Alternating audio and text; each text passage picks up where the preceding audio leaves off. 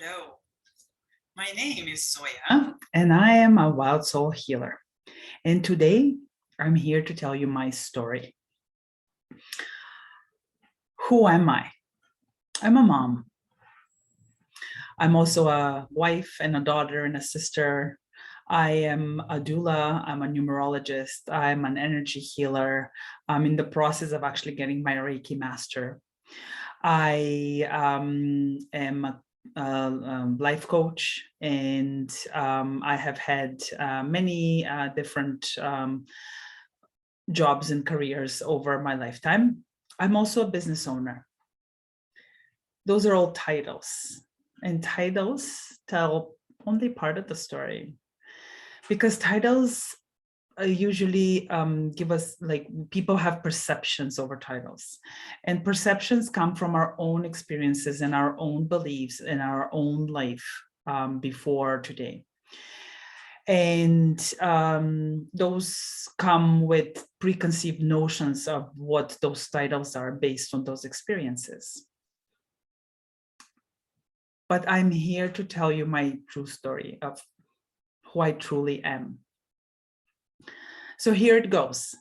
I grew up, as most kids do, quite intuitive. And I can say I felt supported in that, because it was seen as weird. It was seen as unexplained. There was questions that I had that nobody had answers for. And what my choice was to shut it down, because it scared me.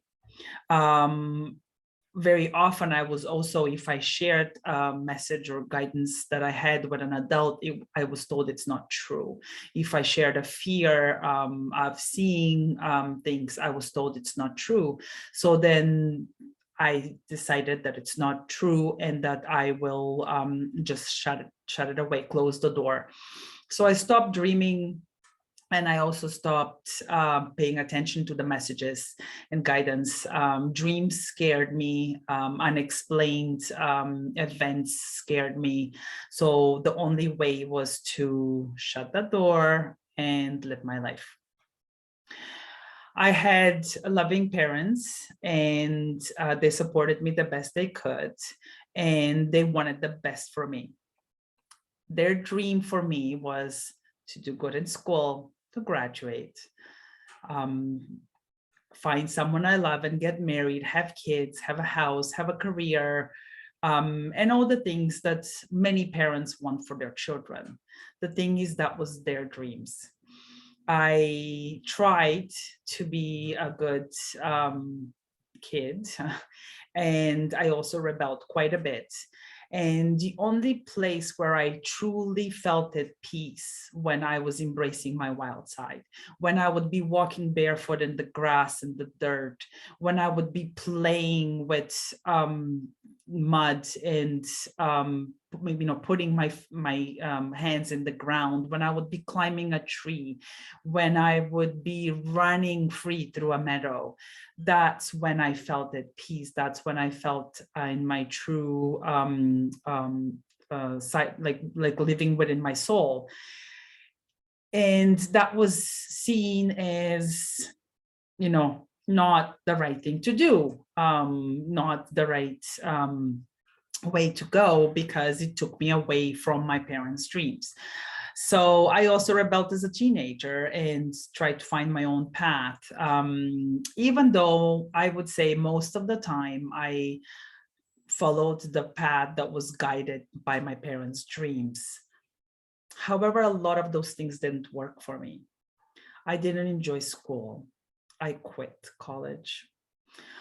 I was working to pay the bills, but not following my passions and my own dreams. And I partied a lot, because that took me away from the reality of life, and it gave me a way to embrace my wild side again. So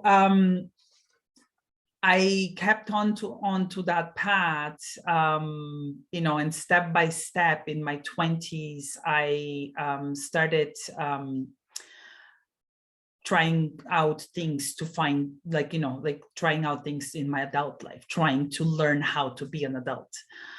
So by my late 20s, an opportunity came for me that I wasn't really looking for, but I trained to be a doula. And I remember when I was still in the process of getting trained and at my beginning of that career, which I worked in for almost 15 years, a lot of people were questioning my choice. And their question was related to, why would you want to be waking up in the middle of the night or being taken away from something you're enjoying to go and be with someone that you don't even know in a setting that you might not feel comfortable in, and watch people experience pain and go through hard things and do make hard decisions and do hard things. And my answer was, I don't know why, but I have to do this. I had a feeling and I followed it. So I didn't realize that until later, but I was actually following my guidance and my intuition. So I became a doula, and I helped women through one of the most transformational experience in their life, into becoming a parents. I watched those women overcome fears, go and look inwards for their own wisdom, to go and to do hard things. I witnessed women transforming into moms, and I also witnessed men transforming into dads. And I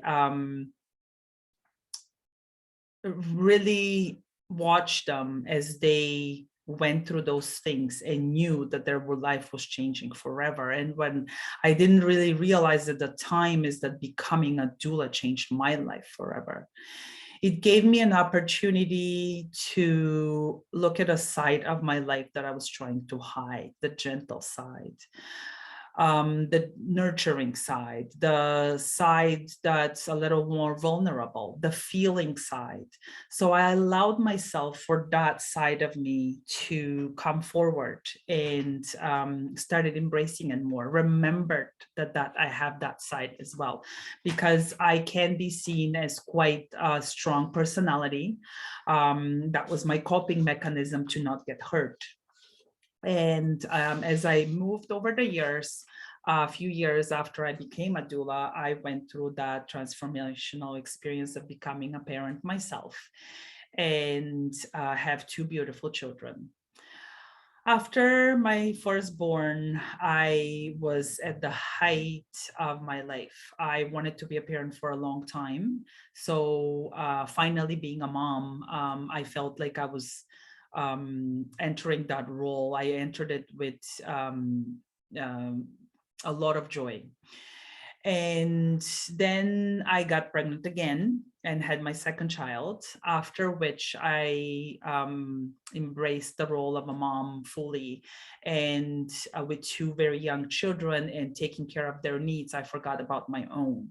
So I fully dove into that role as a mom, and I made sure that everyone is taken care of but myself. Which obviously had consequences, and every choice has a consequence. And that was a choice that I did unintentionally in a way, but I wanted to be a good mom. I wanted to make sure that I'm gonna give my kids what they needed, and also other people around me as well. So a few years after I was somewhat struggling and having a hard time finding who I was as a mom and how to balance things, An event in my life really brought me to my knees. And in 2014, I can say that I was reaching one of the darkest times of my life. And that time, what I did was what I would give as an advice to every other new parent, is reach for support. So I reached for support, and I experienced energy healing for the first time. I started diving more into my spiritual side and learned more about our energetic beings, and allowed myself to start taking care of some of my needs.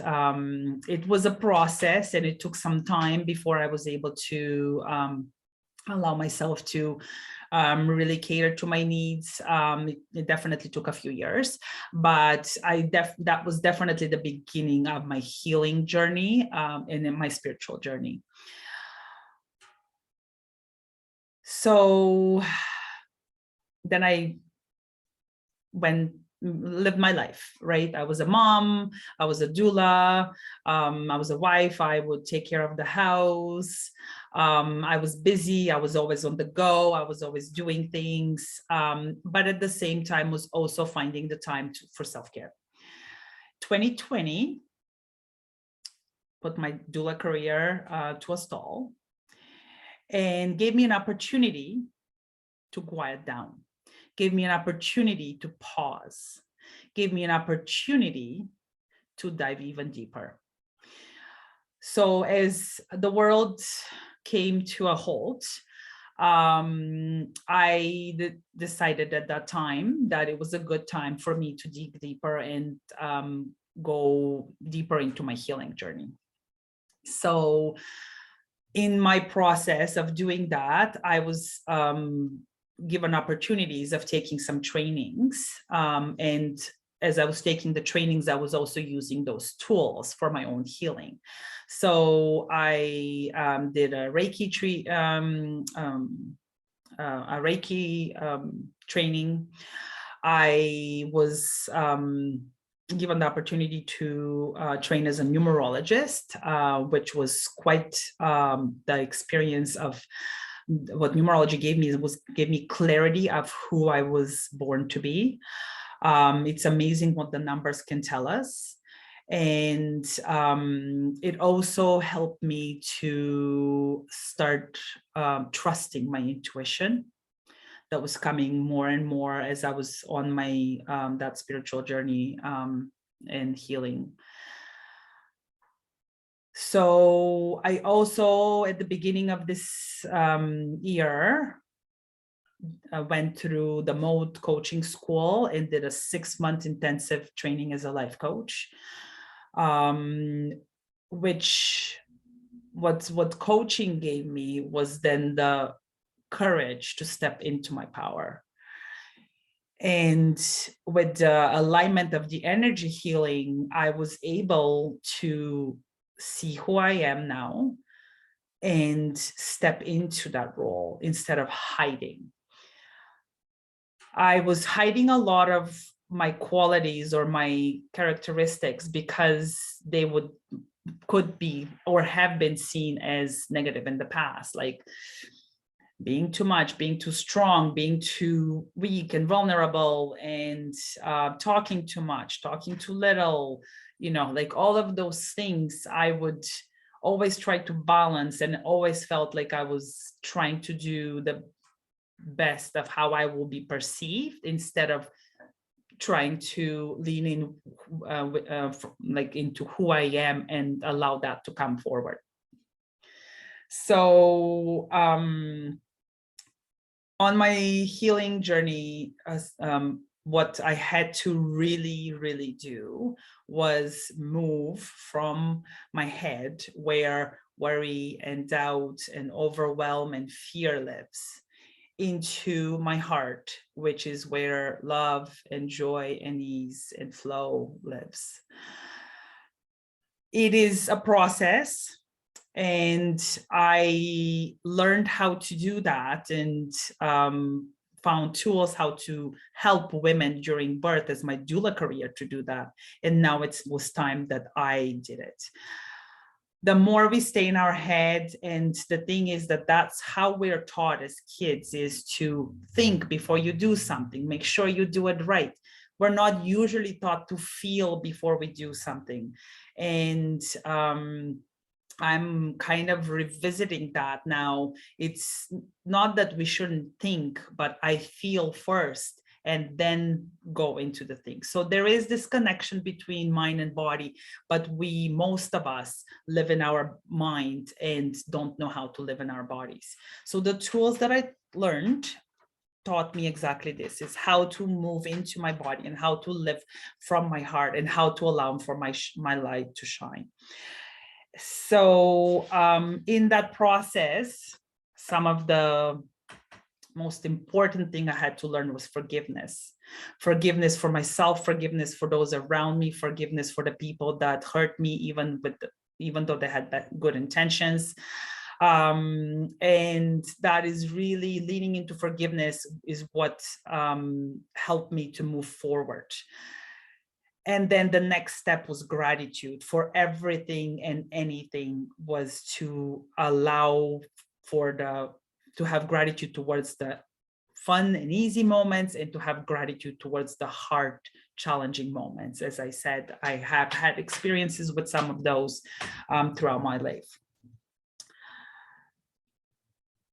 So as my healing path continues, and I used to have this concept that one day I will be doing all those things, and one day I will consider myself healed and I won't have to do anything anymore. And that I realized that that's a misconception. And I believe that misconception comes from the Western medical modality. And because how we see sick is people that have symptoms that allow for them to show that they're sick. And then the Western medical system would treat those symptoms, but not look at the main cause. And once those symptoms are gone, then that person's considered healthy. The way I look at health, I look at the holistic picture. I look at the physical health, emotional health, mental health. And when I look at myself as a healer, I consider the spiritual health a very big part of that as well. So why am I telling you all of this? I believe storytelling is a healing modality, that we have lost the magic of it. Why I personally think that it has to do with the fact is that some people don't like to tell their stories. Some people feel like their stories might make them vulnerable, might make them exposed to comments that they might not be ready to hear. It's the fact that so they're usually not ready to tell their stories because they're afraid or feeling of what they might receive. And the other part of that is that for the people that are ready to tell their stories, there is very few people that can find the time to listen to them. We have busy lives. We are living in a busy environment, and sitting down to listen to someone's story is not always on our priority list. But there is something special in telling your story. There is something magical that happens when you start doing that, because you actually hearing things out loud allows you to embody all of it and lean into more forgiveness and have more gratitude for the things that you have already lived through. So first, I want to, by saying that, is I want to send a lot of gratitude to you for listening to my story, for allowing me to share some of my life. And not just the outside, as I said, the titles, like those outside influences in a way, or outside perceptions, but the inwards, the feelings, the vulnerable part of the stories as well. And the next thing I would invite you to do is connect with me and share your story. I am here to listen and hear your story if you're ready to tell it.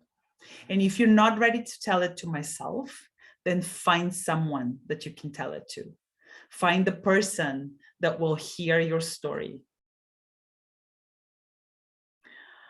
With that said, I want to thank you for listening to my story. And I also want to invite you to allow me to share the rest of my journey with you. The journey continues. As I'm stepping into my power, I'm more open to sharing my journey with you. And I invite you to do that by following me either on Facebook or YouTube at the moment. So you do that however it feels to you.